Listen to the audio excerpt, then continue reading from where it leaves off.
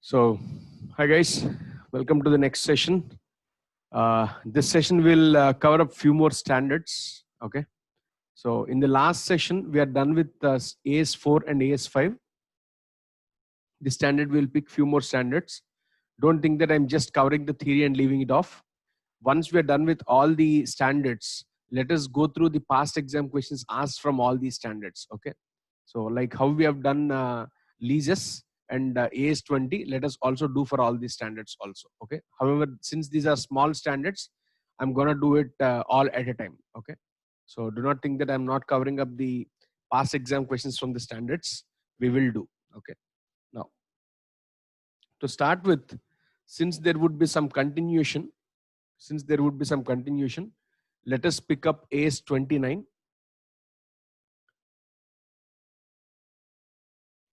AS29. Provisions, contingent liabilities, and contingent assets. Provisions, contingent liabilities, and contingent assets. Not current assets and current liabilities. It's contingent liabilities, contingent assets. Now, first of all, what does standard talk about? What does standard talk about? The standard talks about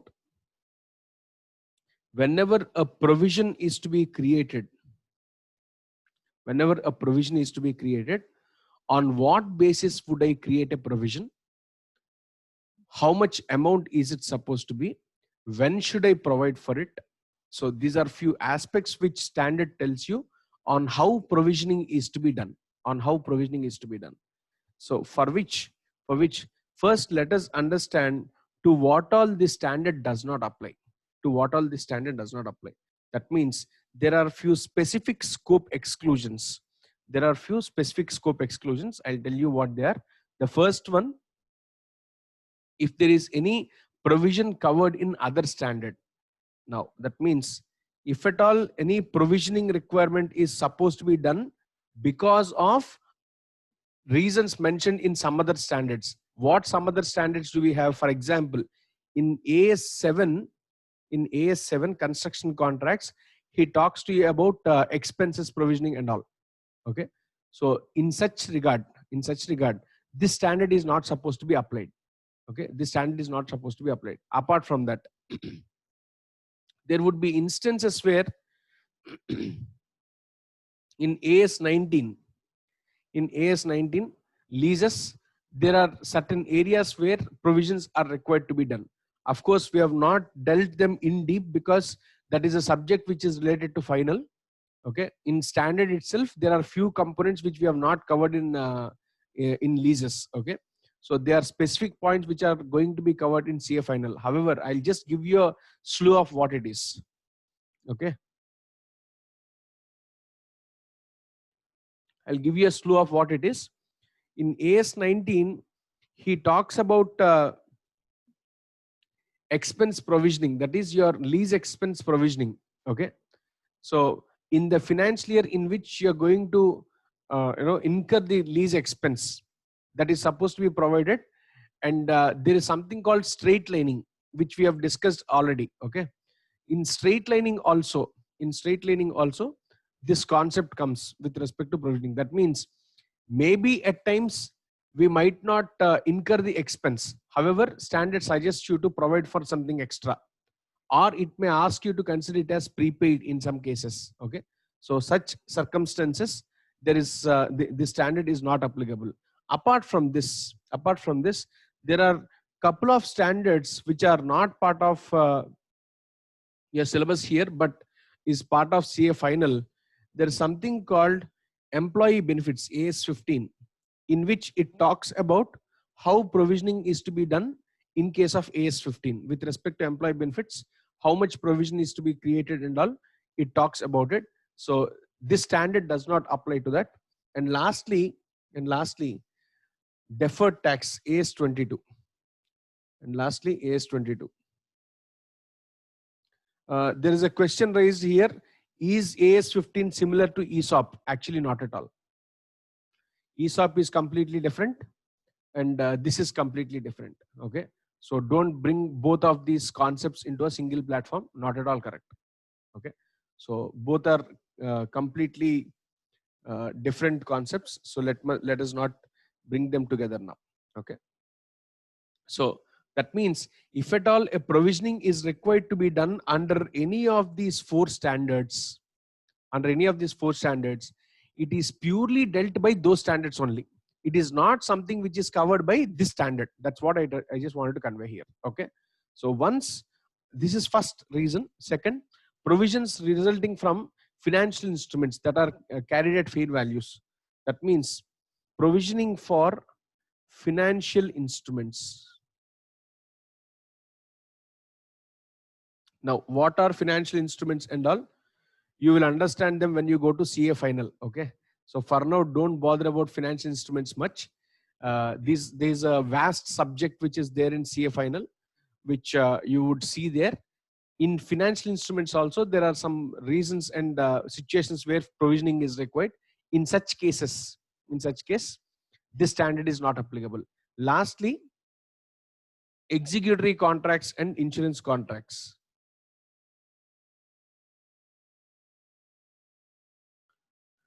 Executory contracts and insurance contracts.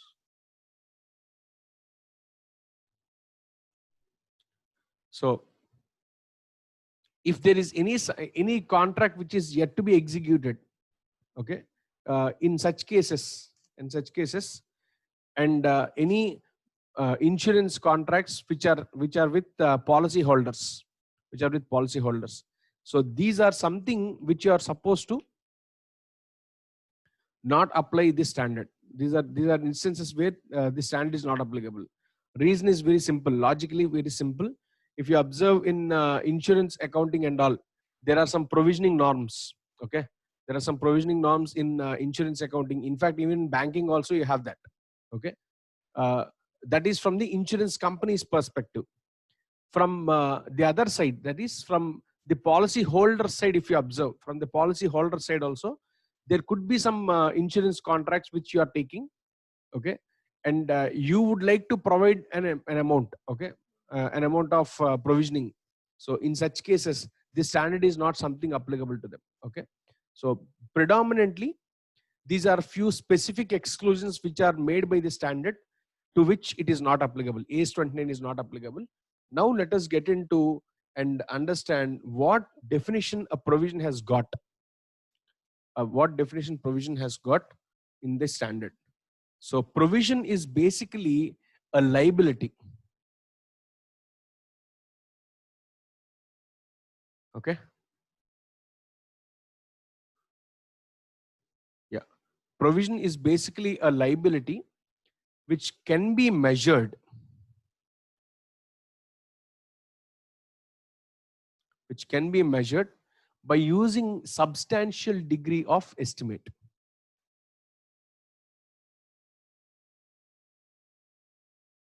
Substantial degree of estimate.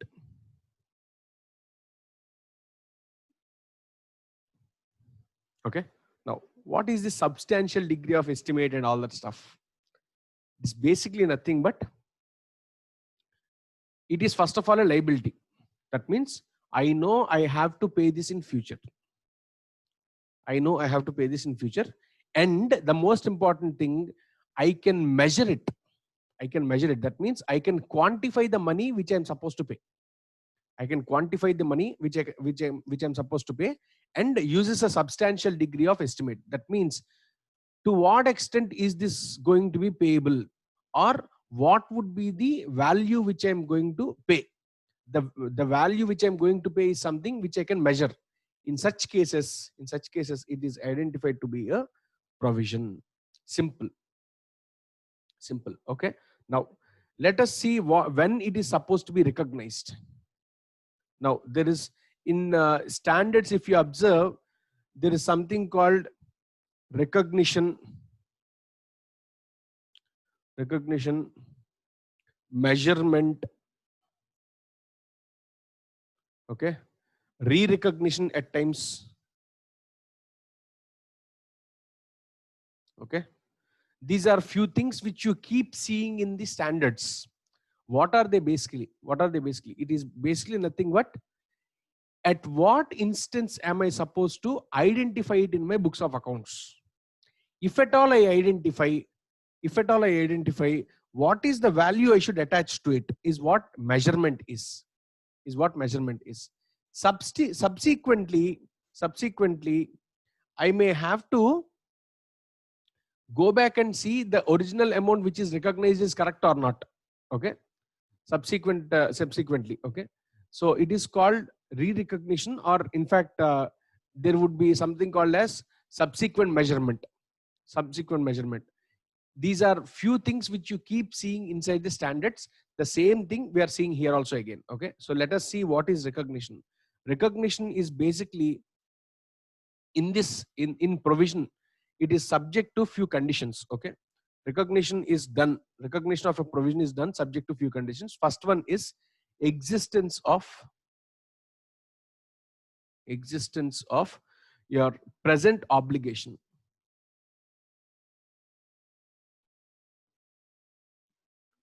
Now what does present obligation mean? That means you have to pay it now. And second most important thing, it is out of a past event.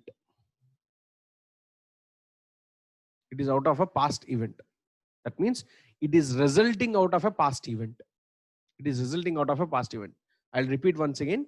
There should be existence of present obligation and it should result out of a past event. Okay. Two conditions over. Third, when I say there is an obligation, there is something which I am supposed to do. Okay. That is actually nothing but there is a outflow of economic resources. There is an outflow of economic resources or benefits for the entity which is actually providing for it. Okay. And this outflow is supposed to be a probable outflow. Now what does probable mean?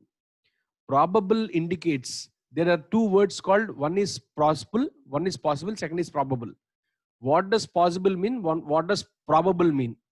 Probability means the possibility of something to happen or occur is greater than not happening.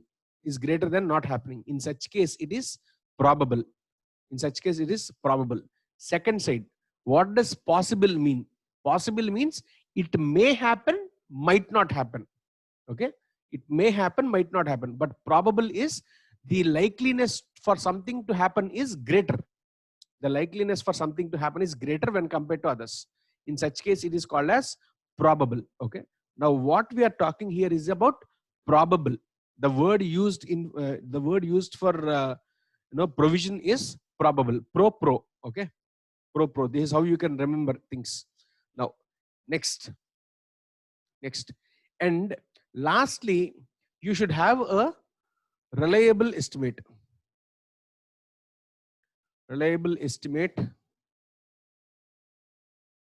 To reliable estimate of the amount of obligation, that is what is actually supposed to be paid, is something I should identify correctly. Okay, done. So these are few things which are supposed to be satisfied if I have to initially recognize my provision. Okay, now I'll just quickly repeat once again. Existence of present obligation. Second, it is out of a past event. From my past some other commitment, it should come out here.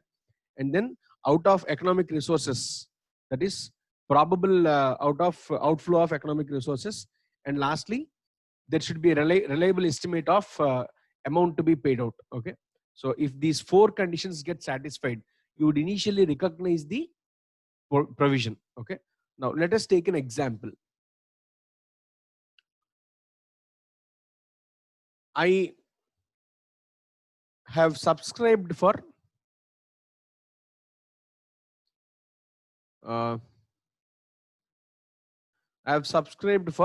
internet. I've subscribed for internet. Now, when I subscribe for internet, every month I keep paying, yes or no? Bill comes every month. Every month I keep paying bill. Now, end of 31st March, that is end of financial year, I am supposed to identify the amount of expense which is supposed to be incurred for the current year. Okay. Though the bill comes only in the month of April, I'm going to provide for it now itself. I'm going to provide for it now itself. Whether it is correct or not is secondary. Whether it is correct or not is secondary. However, I provide for it now. Excuse me. In such case, the bill what I am providing for, is actually a provision. How is that? Because I already entered into an agreement with the internet provider, and I have taken the contract. Okay. Because of past event, what event? Internet contract. I have a payable in next month. That means something which I'm going to pay in the next few days or months. Okay. I'm in right now March. Okay. And I can quantify the amount.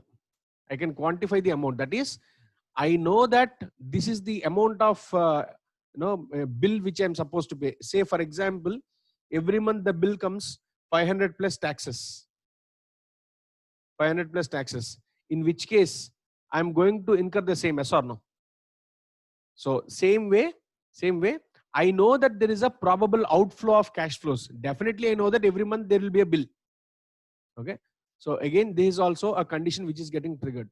Like this, you are supposed to test for each of the conditions in it and then decide whether it is a provision or not. Okay. So this is with respect to provision. Next. Now, how much should I provide? That is what I call as measurement. How much should I provide? First thing, I understood that I need to create a liability. Second, for what value should I create? How should I create?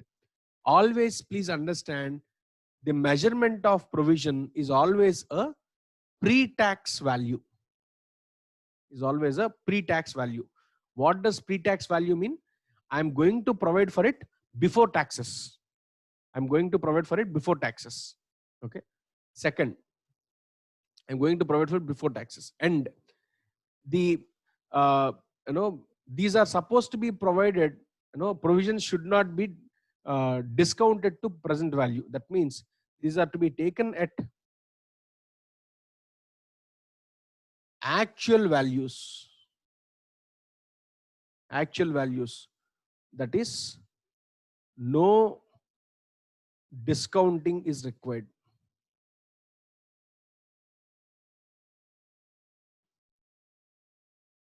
No discounting is required. Why is no discounting required? Generally, provisions are expected to be paid.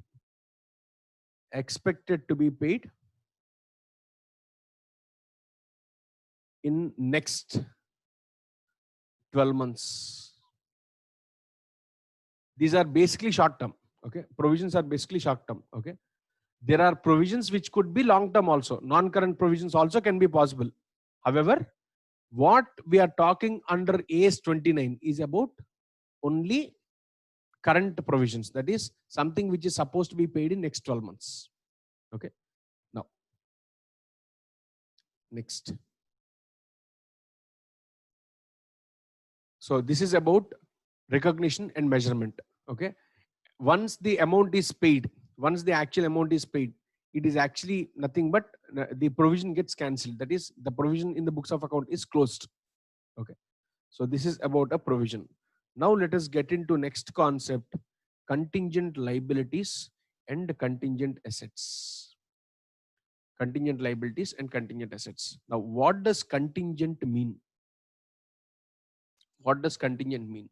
It is basically the happening or non-happening is something which is not certain to me. The happening or non-happening is something not certain to me. Then I identify it as contingent. Okay. Now, from something which is uncertain, I may end up either in a payable which becomes a liability. I may end up either in a liability which is payable, or I may end up in something which is a receivable, in which case it becomes an asset. In which case it becomes an asset. First, let us talk about liabilities, and then we will come to assets. Okay.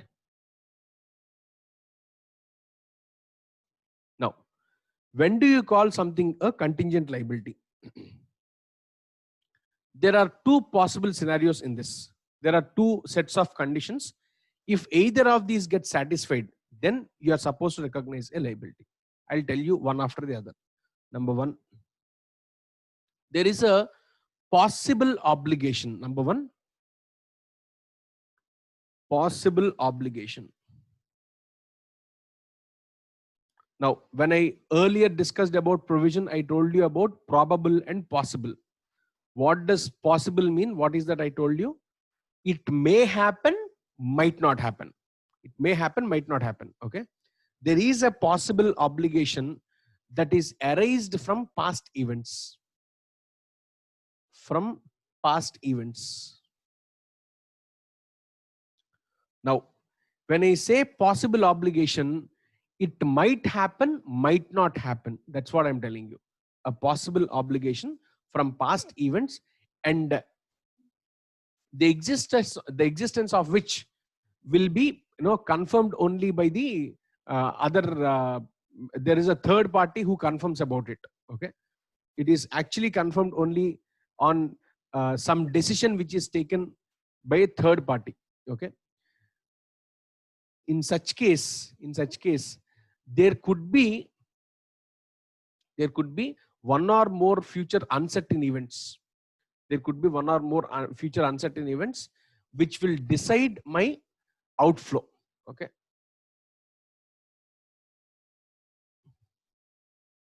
There are one or more future uncertain events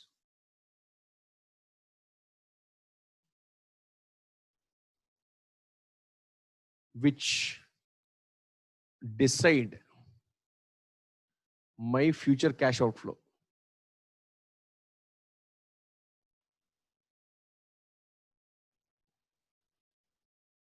Okay. My future cash outflow, which is completely not within my control. Which is completely not within my control. Okay.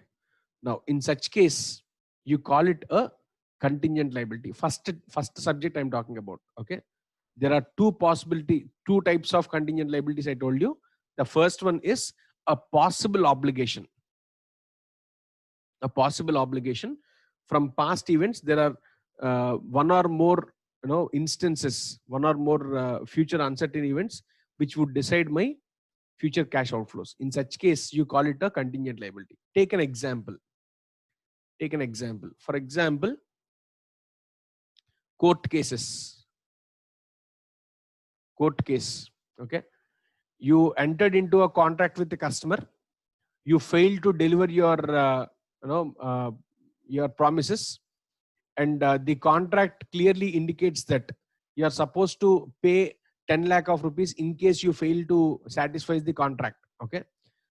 Amount is quantifiable. However, you do not know whether court will ask you to pay that amount or not. Okay. You have your own justifications, but you are not certainly sure whether you are going to pay that or not. In such case, it is a possible obligation. If court says yes, you should pay, you will pay. If court says no, you need not pay, you would not pay. Okay. In such case, you call it a possible obligation. Now let us come to the second instance where it could be a contingent liability. The second instance is called as a present obligation. A present obligation. That means you right now know that you have a liability. However, the monetary outflow is not estimatable. For example, you made an accident with somebody. You did some accident with somebody. You hit someone. So when you hit someone, you know that you have to incur some expenses for their sake. That means there is a liability on you to pay their expenses, they pay their bills. But today the hospital did not tell you how much is going to be the expense. What would you do? You know that you have a liability, but you cannot quantify anything out of it. Yes or no? In such case, it is a present obligation. However, you cannot quantify them. You cannot quantify this is the amount of liability for me. In such case, you will create it as a contingent liability. So in either of these cases, we identify it as a contingent liability, and any contingent liability is only disclosed in the financial statements, is only disclosed. Please understand, disclose does not mean account. It's purely disclosed. That means after your financial statements, it is given as a footnote or some other information about your notes to accounts, in your notes to accounts. Okay, that's all. But it is not actually accounted for at all.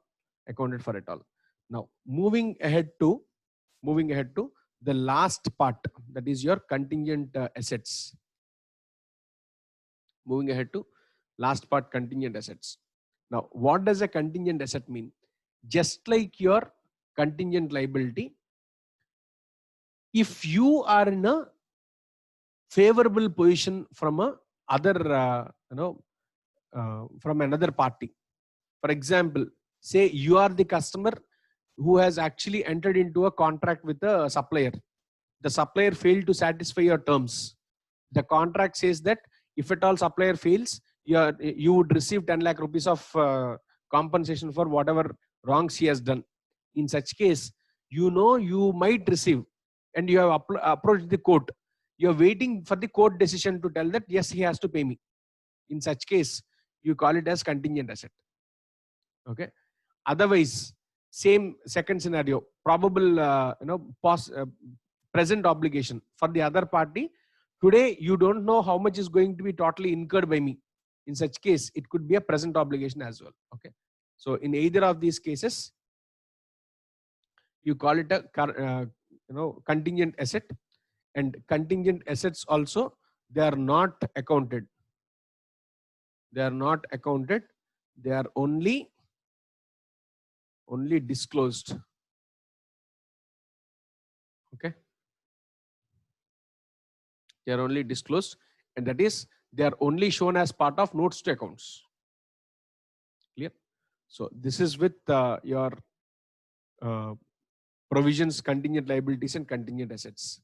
Now, let us go to one more standard. Let's take up AS 11, which is a little lengthy. Okay. Let's take up AS 11.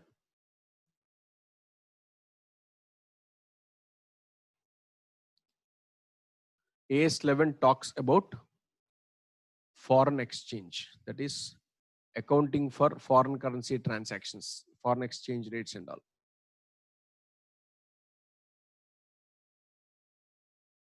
Now, the standard broadly talks about three things. Number one,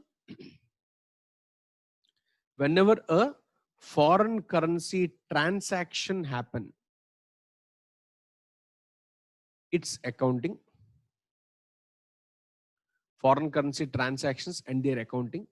Second, when you have foreign operations,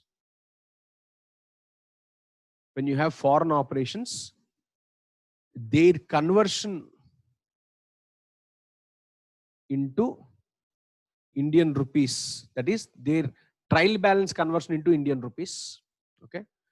Third, your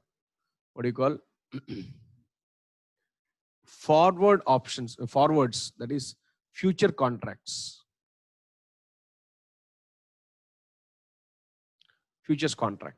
Okay. So in these three circumstances, how accounting is to be done is what the standard clearly tells us. That's all. Okay. Out of these three, we are already done with discussing We are already done with discussion with respect to foreign operations. Please recollect branch accounts which we discussed.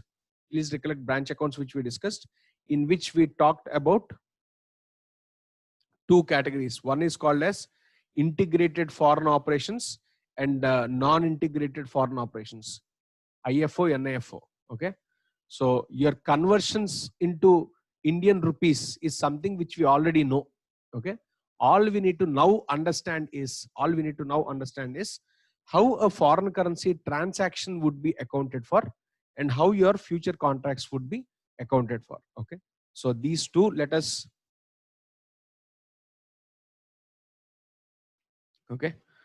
understand these two now. So now,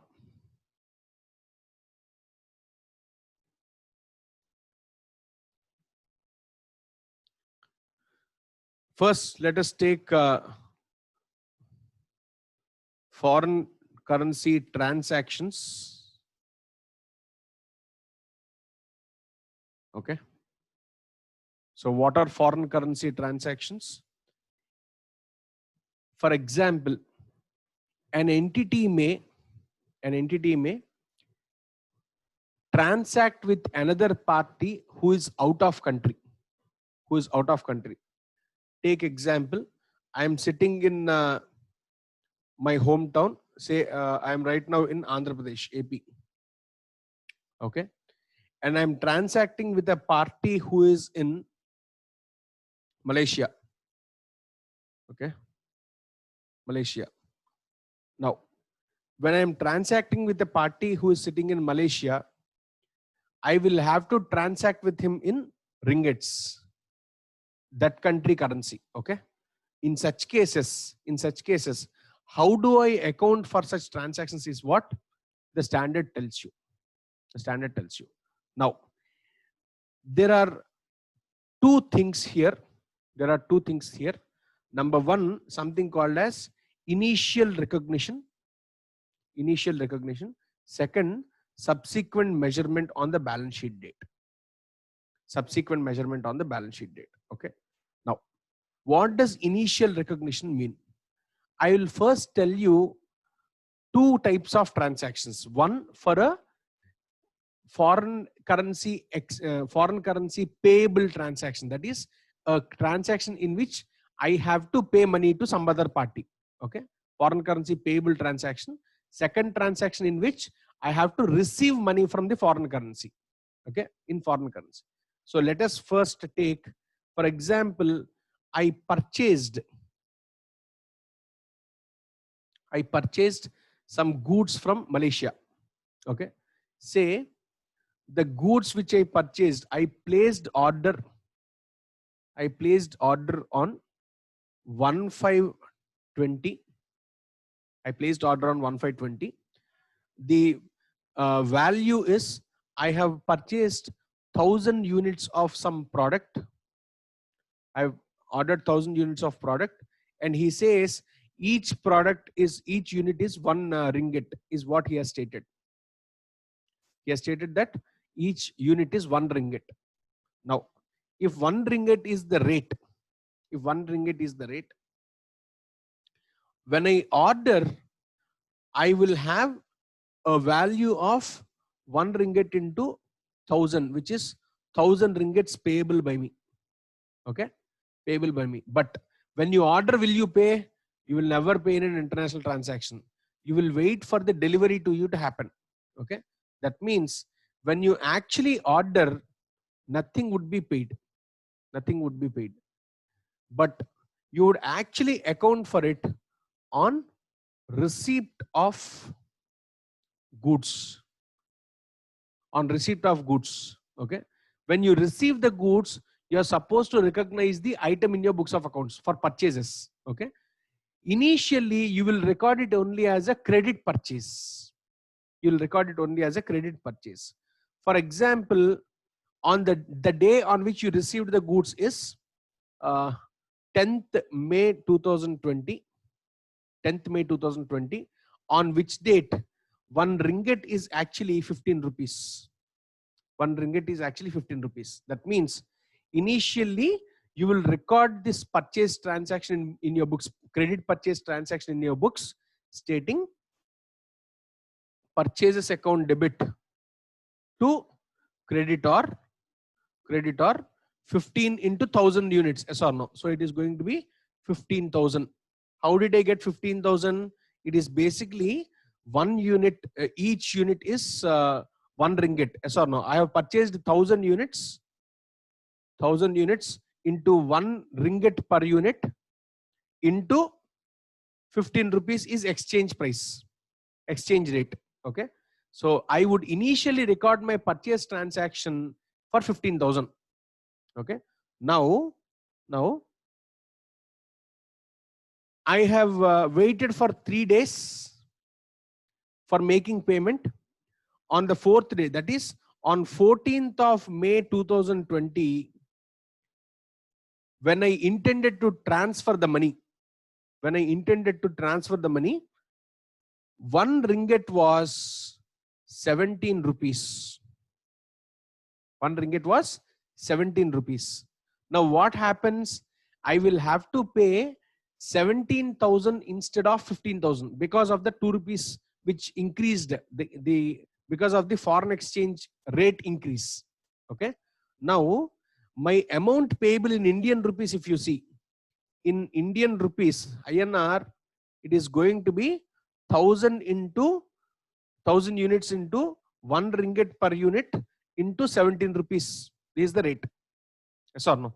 That means I have a total exposure payable of 17,000 instead of 15,000 which I have accounted.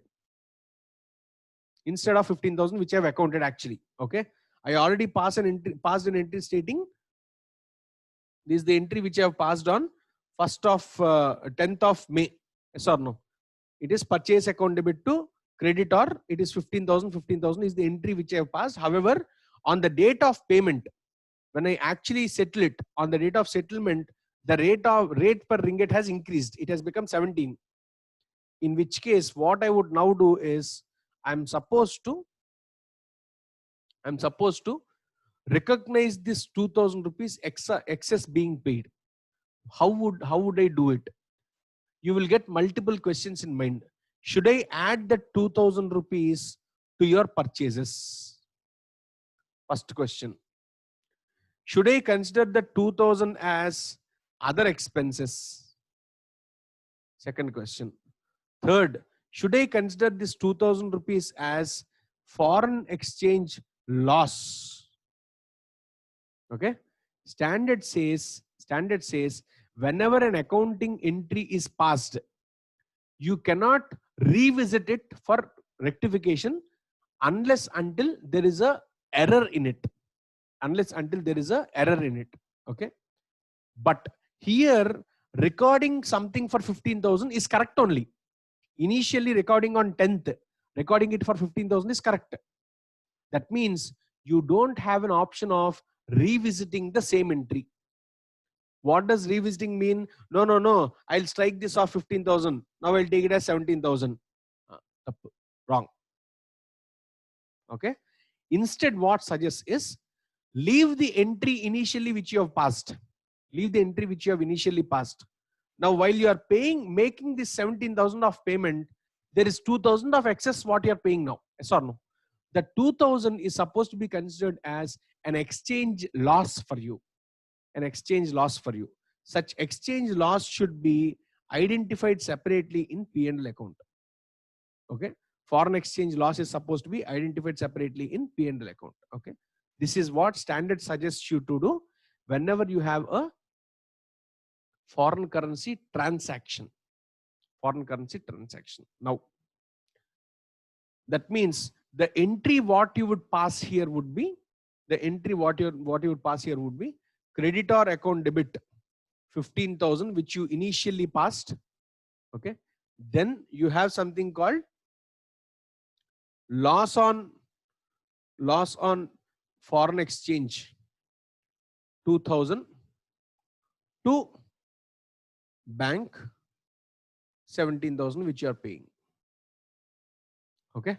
This is the entry which we pass to close this. I hope you understood. Okay. Now let us say, I'll slightly modify this. Instead of 1 ringgit being 17, 1 ringgit being 17, how would your answer be if 1 ringgit is 13 rupees? 13 rupees. In which case, what happens?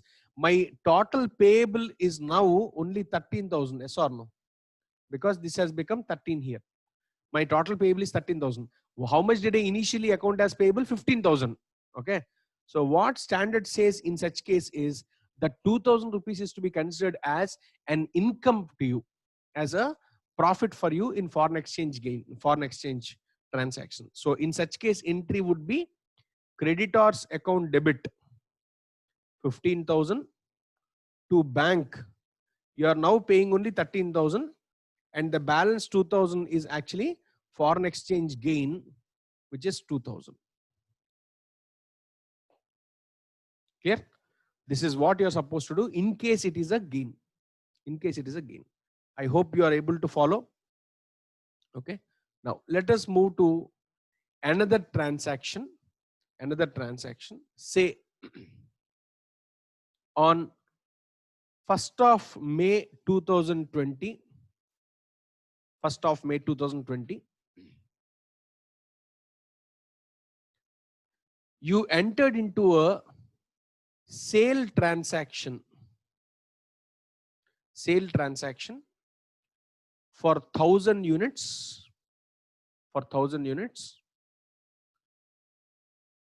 each unit being sold for 1 USD to a US party. Okay. Your customer is in US and he has asked you for 1,000 units of particular product, which you agreed to give. Okay. And this is the initial transaction. Okay. Now, when would you record this transaction in your books of accounts? When the goods are moved out of your place. That is, the moment you ship them to US. The moment you ship them to US, you'll prepare an invoice stating, say for example, on 5th of May 2020, you have prepared a invoice. You have actually shipped them on 5th of May, and you have written an entry for it. What would be the entry? Debtor account debit to sales. To sales. This is the entry which you would have initially recognized. Your sale is recognized. Now, to recognize this, what you would do is you are supposed to take a rate on that date. Yes or no? Say on 5th of May, the rate is $1 is equal to, say, 50 rupees. Say 50 rupees. Okay. Now your recognition would be like this. Your recognition is going to be 1,000 units into $1 into 50 rupees. Yes or no? How much is it going to be? 50,000. Okay. So that means you have a receivable of 50,000 from a debtor from US, initially recognized. Okay. When you send these goods abroad, he would have received, say for example, on 8th of May 2020, he received the goods. Okay. On 9th of May 2020, when he transferred the money, he would actually transfer in dollars only. That's all. Because you have given a quote in dollars. That means you stated that the unit rate is mentioned per dollar. Okay. So on 9th May, when he transfers money to you, he transfers exactly $1,000 only. Okay. He transfers only $1,000. On this date, the dollar rate is $1 was 55. First scenario, the dollar was 55. That means you actually received a money inflow of 55,000. How is it 55,000? I am receiving 55,000 per dollar into this is per dollar, and I am receiving it for 1,000 units. Okay, so it is 55,000 which I am receiving now. 55,000 which I am receiving now. Now, when it is 55,000 which I am receiving, how would I account for it?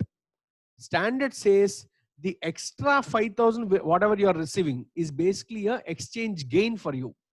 Exchange gain for you. It is supposed to be independently disclosed, is what standard tells you. Accounting is to be done independently. So when you receive this money, the entry is going to be bank account debit 55,000 to your debtor, whoever it be receivable. He is supposed to be knocked off only for 50,000 because I am supposed to cancel that value only. And the balance money to exchange gain is supposed to be recorded for 5,000 rupees. Okay. So this is the entry what we pass in case it is a foreign currency gain. Let us change the scenario. What if it is a loss? What if it's a loss? Instead of 55, the dollar rate has become 45. What would I do? I would actually now receive only 45,000. 45,000. That means I have a loss of 5,000. In such case, this exchange gain instead of credit will be taken as part of debit. That means your bank account would be 45,000, receipt is 45,000, and exchange loss 5,000 would be recognized, and to debtors it is going to be 50,000. That's all. Clear? Why am I stressing so much on this? It is because any exchange gain or loss is not supposed to be added or deducted from your cost of purchases or your sales values. They are supposed to be independently disclosed in the financial statements. Okay? It is supposed to be independently accounted and disclosed in the financial statements. They are not supposed to be added to your sale value or purchase value at all. Okay? That's the crux with respect to why we are doing it. Okay. Now, in your foreign currency transactions, till now what we have seen is only one part of it. There is secondary part.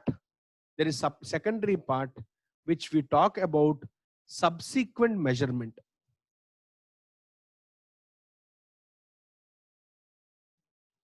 Okay. This is about your reporting on balance sheet date.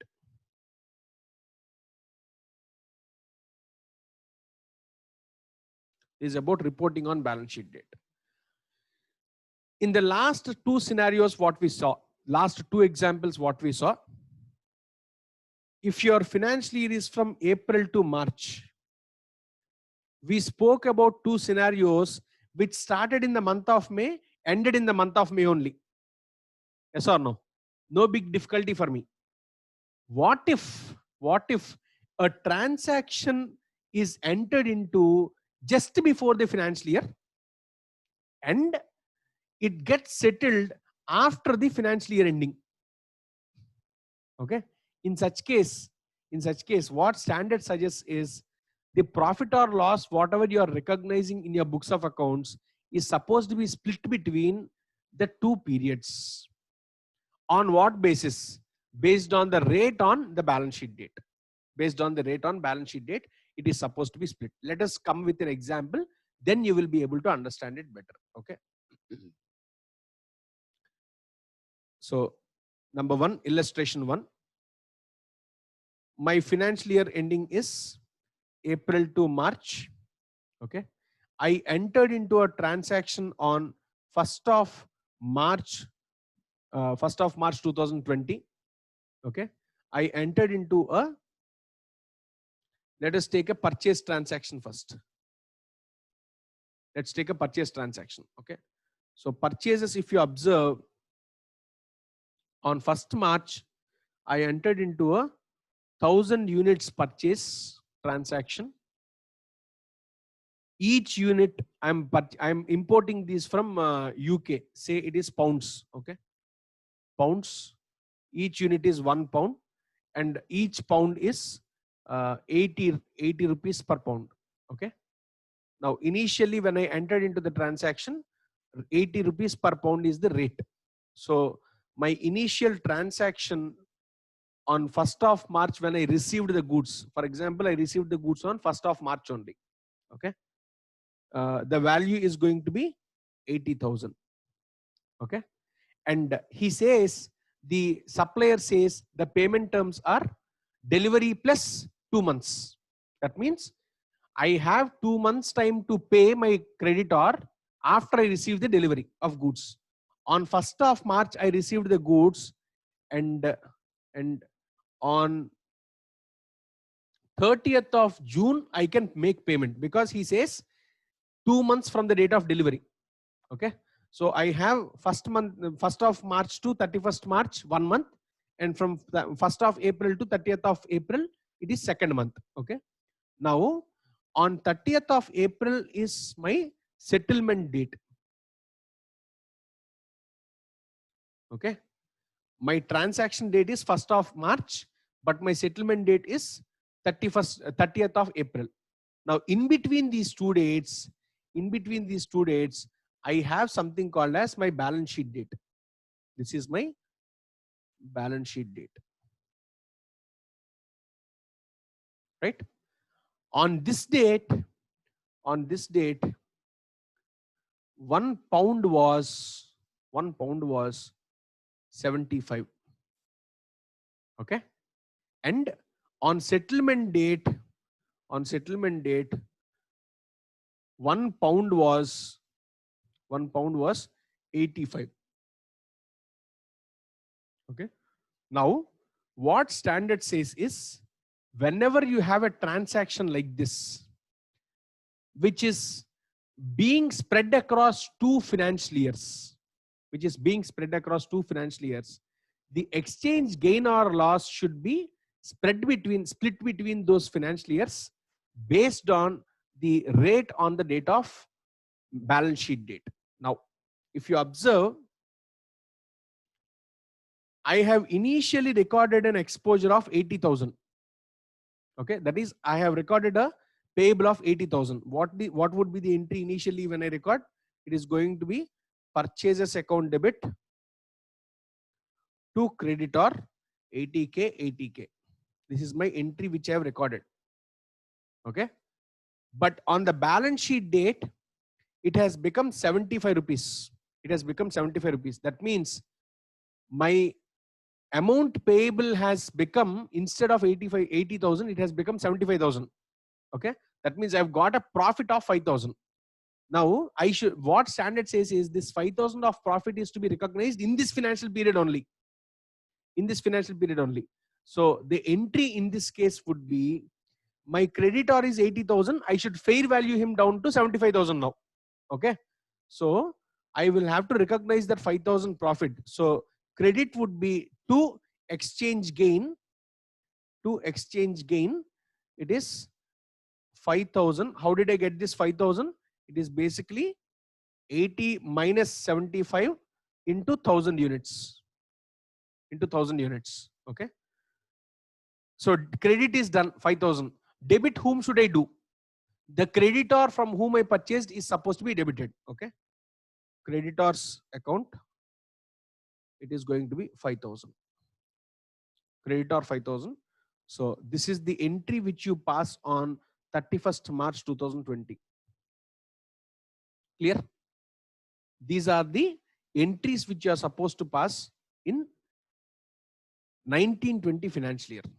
Okay. Now let us come to 2021 financial year. Say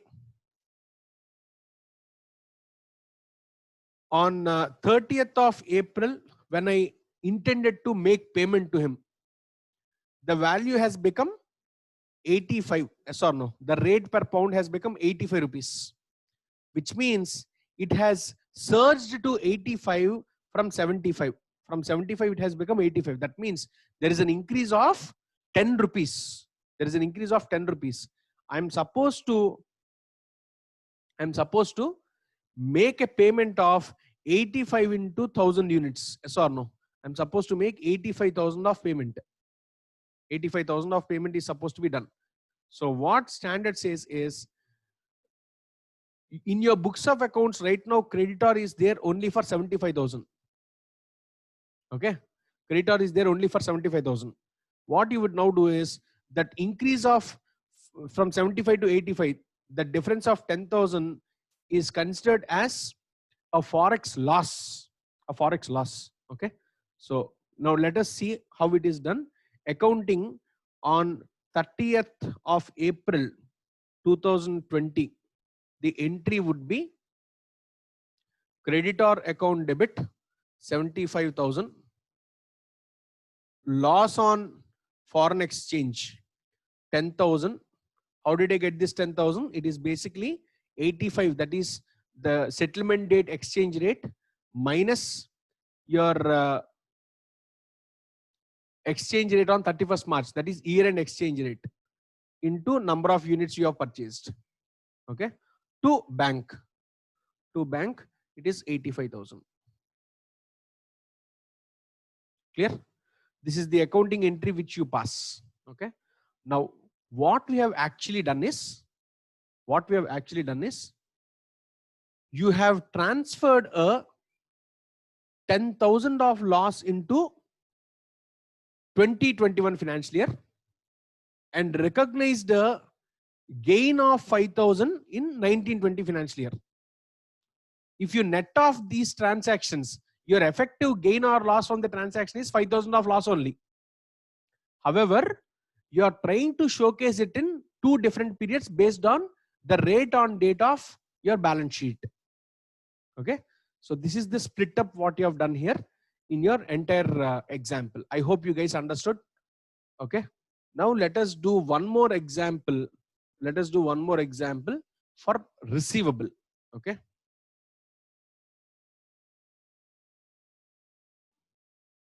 For receivable, let us do one more example.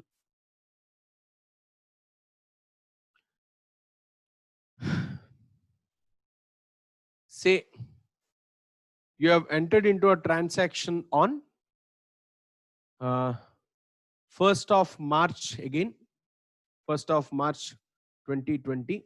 This is a sale transaction. Sale transaction. You have sold 1,000 units of a product. You have sold these to South Africa. Okay. What is South Africa's currency? Rand. Okay. Rand. So 1 Rand is the rate per unit is what you are selling.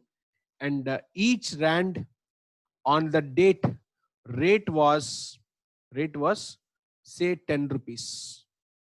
Okay. South African currency is not that rich, that expensive. It is very minimal only. Okay.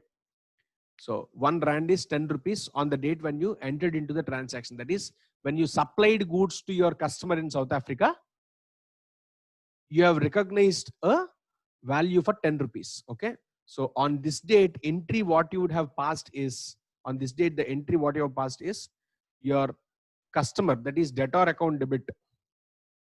It is 10,000 to sale 10,000. This would have been the entry which you would have passed initially. Okay. Next, subsequently, what happened? One second.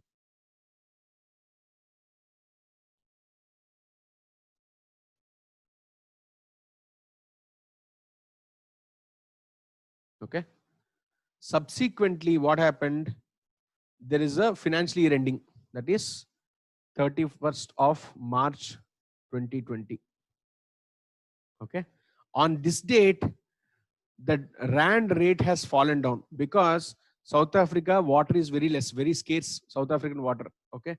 So because of drought, water drought and all, as summer is hitting nearer, the water levels have fallen down and the number of people intending to stay there have reduced. Automatically, it will impact their currency also. Okay. So 1 Rand has now become 8 rupees. 8 rupees. Okay. In which case, you are supposed to recognize that 2,000 of loss for yourself. Yes or no? So entry is going to be foreign exchange loss account debit. Foreign exchange loss account debit 2,000. How did you get the 2,000? It is basically 10 minus 8 into 1,000. 2,000 to your debtor. Your debtor, it is 2,000. That means in your balance sheet, your debtors will be now shown for only 8,000. will be now shown only for 8,000. Okay. Now let us move to last stage. That is, oh sorry, last stage, that is settlement date. Say it is 30th of April again, 2020. 30th of April 2020 is your settlement date. Okay. In this date, on this date, if you observe, 1 rand was 15 rupees. Why? All of a sudden they found some water resource. Okay. All of a sudden they found some water resource and people started coming back to South Africa. Automatically, the consumption in that country would increase. Automatically, the amount of utilization also increases. Okay. Now, 1 rand is 15 rupees on this date. What happens now? I am going to receive 15,000 instead of 10,000. Okay. So instead of 8,000, what is on the balance sheet date? So on 30th of April, the customer has transferred money. That means I have received money. It is bank account debit. Bank account debit 15,000 is what I have received. To my debtor, I would recognize only 8,000, which is on the date of settlement. This is the value which is there in his account in my books, and the balance is foreign exchange gain. Foreign exchange gain 7,000. Clear? This is how you are supposed to do. Clear? So I hope you guys understood how we are splitting the profit or loss into multiple periods. Multiple periods. Okay. So now let us move ahead. So this is with respect to accounting. My first job, please. Thank you. Yeah. Now this is with respect to accounting in case of foreign currency transactions. Okay. Transactions. Now let us move to forward transactions, accounting for forward transactions. Now first let me explain what is a forward transaction or a future transaction. Fairly speaking, this concept is part of financial instruments. Okay. Because Indian generally accepted accounting policies, that is IGAAP, Indian standards, do not have accounting of forward contracts and all in your standards. This forward contracts is basically concept of which is part of financial instruments, is tweaked and inserted into AS11. Is tweaked from there and inserted into AS11. However, the principles and all are same. Okay. The principles and all are same. So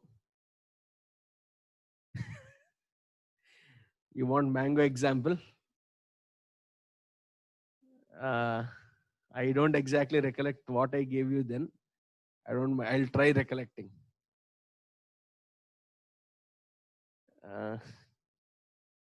Okay, let me try out the same example which you guys are asking. I'll try out. Generally, I don't have any, pre-planned notes. I come out with my own thoughts immediately and discuss with you. That's all. Okay. So I just don't recollect what I gave you as an example, but since you're asking for a mango summer season, I'll do that. Okay. Now.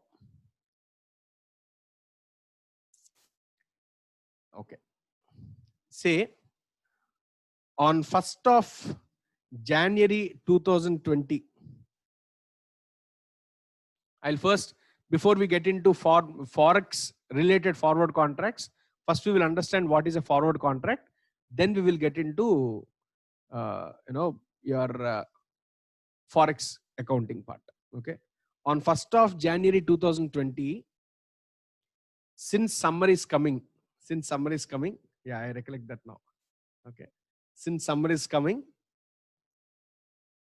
I went to a farmer who generally grows mango trees in say 20 acres. I asked him stating, I would like to buy 100 kgs of mangoes. When on 1st of May 2020.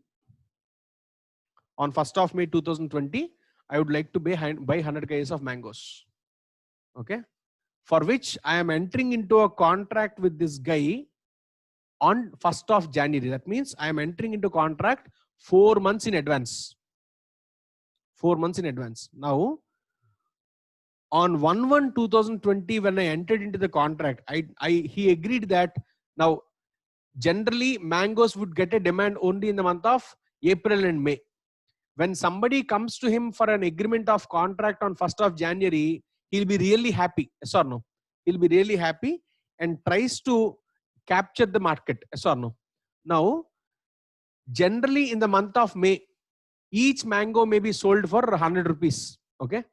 Now this guy has come for 100 kgs of mangoes. So I have stated that I would, I indicates I am the customer. I went to the farmer. Okay. I have stated to the farmer that I would pay per kg of mangoes 50 rupees. Okay. 50 rupees. And I have told that it is 100 kgs, hence it is going to be 100 rupees. So the total value of the contract is, the size of the contract is 5,000 rupees. Okay. However, today on 1/1/2020, I would give him an advance of 100 rupees. I gave him an advance of 100 rupees and entered into the contract. Okay. Time passed. On 1st of May 2020, 1st of May 2020, the same farmer, when the fruit is in his hand, he started selling in the open market each kg for 150 rupees. Okay, for 150 rupees. Now, I am getting a benefit of, instead of buying each kg of mango for 150 on spot market, since I have entered into a forward contract on 1st January 2020, the same farmer has agreed to give me each kg for 50 rupees. That means on 1st of May, I have two options to do. First option is, because the rate is 150, I may take up two options. First option is, I buy at 50 rupees per kg. I buy it for 50 rupees per kg. In such case, I've got a benefit of 100 rupees per kg. Okay. I've got a benefit of 100 rupees per kg. That means something which I would have bought for 15,000, I have bought for 5,000 rupees. That means my total benefit in this entire transaction is 10,000 rupees. Right? Second, I might not really need 100 kgs of mangoes. Okay. In which case, I would have sold the contract, sold to Y, some ex party, some third fellow. He is also willing to buy 100 kgs of mangoes, but he went and asked the farmer, how much will you sell it for? Farmer said 150 rupees. I was standing beside. I called him aside.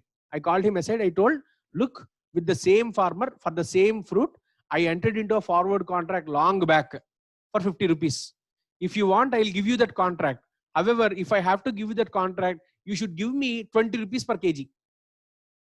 That means I being a mediator,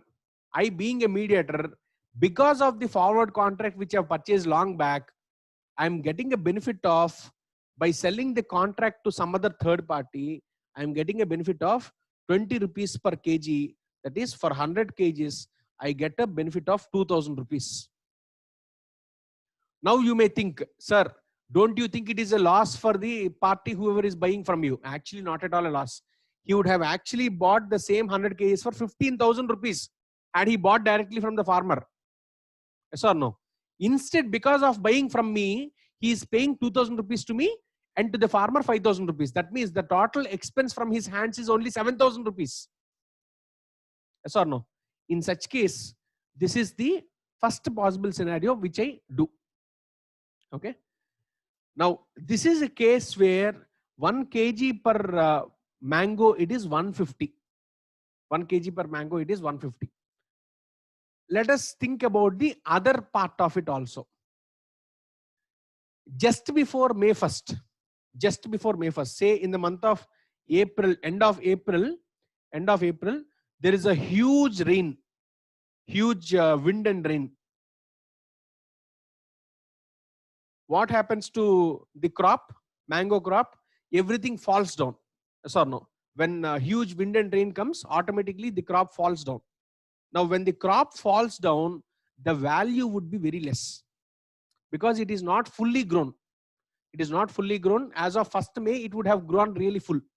But since it is half grown product, people will try to buy from you at a deep discounted price. Yes or no? Deep discounted price. Now that means on 1st of May, when the date of execution has come, the same farmer is selling on spot rate because the crop has fallen down on the ground. He cannot hold it with him at all. He needs to immediately sell them off for whatever price he gets. Yes or no? On 1st of May, he has sold that crop for, he agreed, that is on the spot rate, he is selling the crop for 40 rupees per kg. Okay, 40 rupees per kg. Now, I already entered into a transaction with him for 50 rupees per kg. Okay. Had the spot rate been greater than 50 rupees, I would have executed for 50 rupees. But the spot rate is only 40 rupees. Will I continue with my forward contract? I will not. I will lapse the contract. That is, I will not take up that 50 rupees contract at all. I will cancel that. What is the loss on cancellation? Just that 100 rupees which you have initially entered into. A minimal cost what you are entering into, that is the only cost for you. That's all. Okay.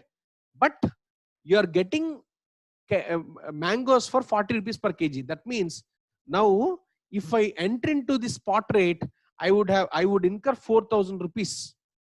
And additionally 100 rupees of loss which I have already incurred initially. That means my total cost is basically 4,100 by entering into this contract. Had I continued with the same contract, my cost would have been 5,000 rupees. Yes or no? Hence, I would lapse this 5,000 rupees of contract and enter into a spot contract of 4,000 rupees. Clear? This is how generally forward contracts generally occur in the market. Okay? Occur in the market. Now, let us talk about these forward contracts. In case of foreign exchange.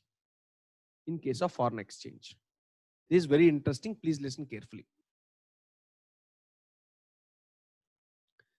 carefully. Now,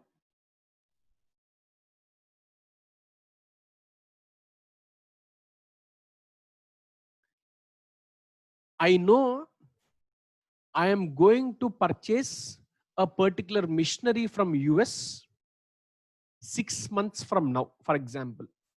6 months from now, and the vendor in the US market told me that the machine would cost me $10,000. And he said it would take him 6 months to deliver that machine to me. So the cost at which he is selling is $10,000. Okay. Now, I am right now on 1st of May 2020.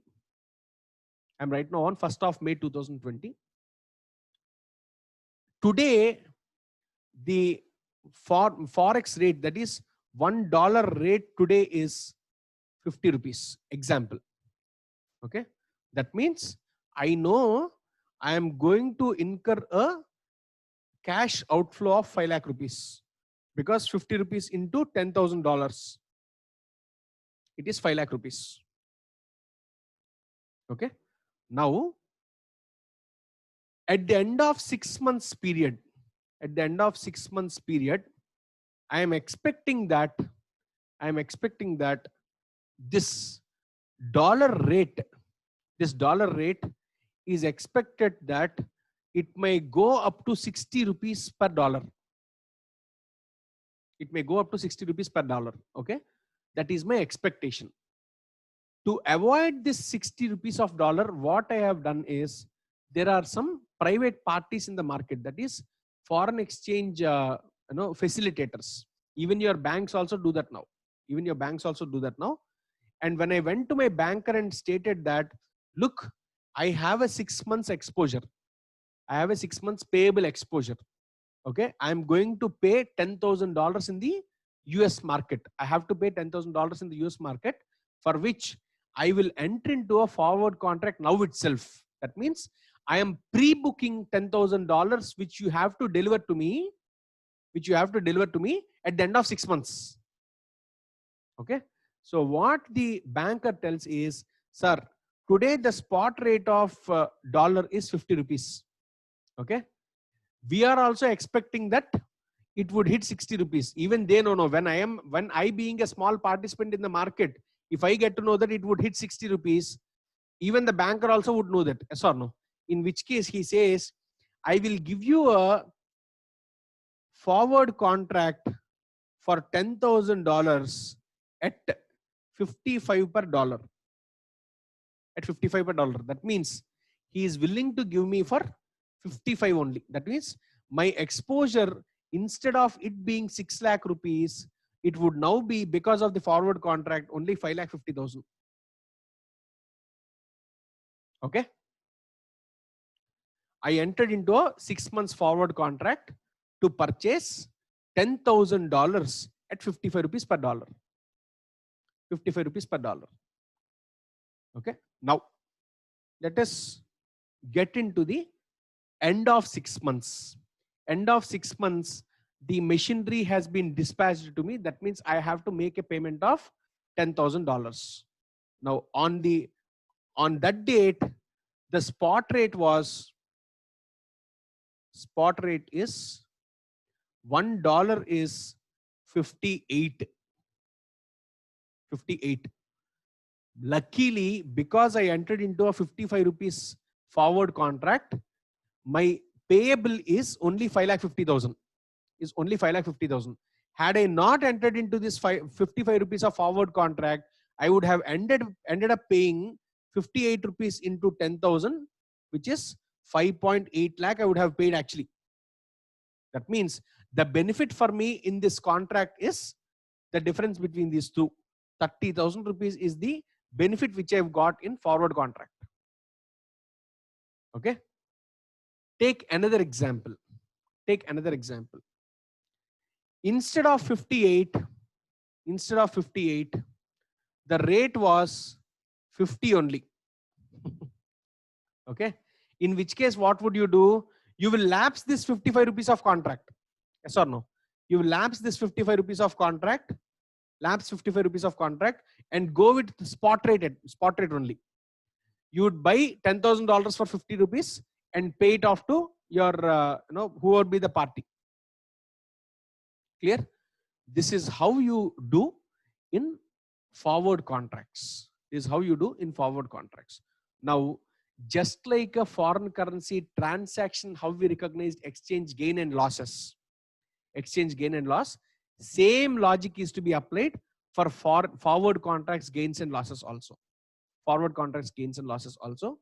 And same way, like how I did here, these transactions may spread over years, financial years.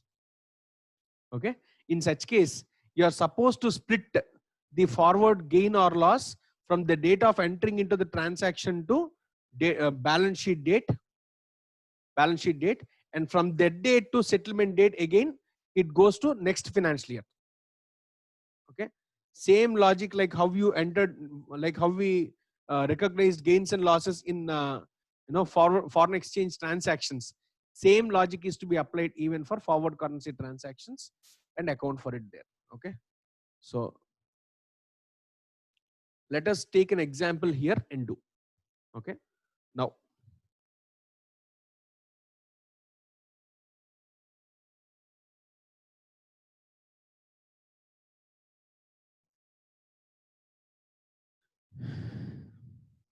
On 1/3/2020, you entered into a 3-month forward contract, okay, to purchase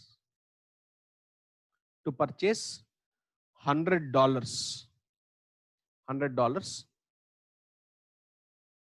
okay,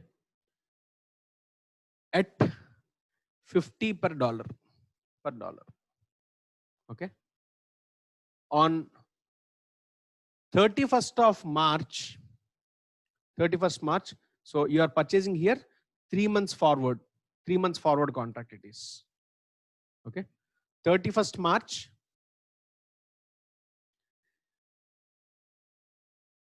2 months forward contract has become, 2 months forward contract is available in the market for $1 is equal to, for $1 it is being sold for 52 rupees, okay. And it is 3 months contract, no, so it will expire on 31st of May 2020, okay. On 31st of May 2020, spot rate means if at all I buy on the date itself, the spot rate is $1 is equal to 55, okay. Provide accounting is what he asks for, okay. When you enter into a forward contract, there might not be any expense for you at all, so don't recognize anything. But on the balance sheet date, from 50 rupees it has become 52 rupees. That means you have gain of 2 rupees, yes or no?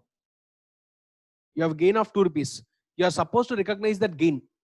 Where would you recognize that gain? In P&L account directly. In P&L account directly. So what would be the entry you write? It is basically a gain, yes or no? So you would recognize a forward contract asset, okay. So forward contract asset account debit to forward contract gain. It is 2, or else in fact it is $100, no, it's going to be 200, okay. Subsequently, oh sorry, it is an exposure payable, no, sorry, payable. I'm so sorry, I have become old, forgetting things. Now you are supposed to pay, you have entered into a purchase transaction. I thought it is sale transaction, my mistake. You have entered into a purchase transaction, okay. Now, yeah, when I enter into a purchase transaction, when it is available for 50, okay, it has become 52. It has become 52.